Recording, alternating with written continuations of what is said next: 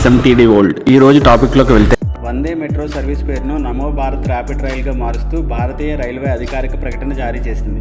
అయితే గుజరాత్లోని భుజ్ అహ్మదాబాద్ వందే మెట్రో ప్రారంభోత్సవానికి కొన్ని గంటల ముందు ఈ పేరును మార్చడం జరిగింది. ప్రధానమంత్రి నరేంద్ర మోదీ అహ్మదాబాద్లోని భుజ్ రైల్వే స్టేషన్ నుంచి వందే భారత్ మెట్రో సేవలను ప్రారంభిస్తారని అధికారులు తెలిపారు. నమో భారత్ ర్యాపిడ్ రైలు ప్రాంతీయ కనెక్టివిటీపై దృష్టి సారిస్తుందని, సాంప్రదాయ రైళ్లకు ప్రత్యామ్నాయంగా నిలుస్తుందని, దీన్ని అందుబాటులోకి తెచ్చి రద్దీ ఉండే మార్గాల్లో ట్రాఫిక్ తగ్గించాలని భావిస్తున్నారు. ఈ రైల్లో ప్రత్యేకతలు ఏంటంటే 1150 మంది ప్రయాణికులు కూర్చునే విధంగా 12 కోచ్లు ఉంటాయి. ఇది భూజ్ నుంచి అహ్మదాబాద్ వరకు 359 కిలోమీటర్ల దూరాన్ని కేవలం 5 గంటల 45 నిమిషాల్లో చేరుకుంటుంది. నమో భారత్ రైళ్లు అహ్మదాబాద్తో పాటు పలు ప్రధాన నగరాల మధ్య కనెక్టివిటీని పెంచుతుంది. ఇంటర్సిటీ కనెక్టివిటీని మెరుగుపరచడంతో లక్ష్యంగా నమో భారత్ ర్యాపిడ్ రైలు పనిచేస్తుందని అధికారులు తెలిపారు. మరిన్ని వీడియోల కోసం లైక్, షేర్ అండ్ సబ్స్క్రైబ్.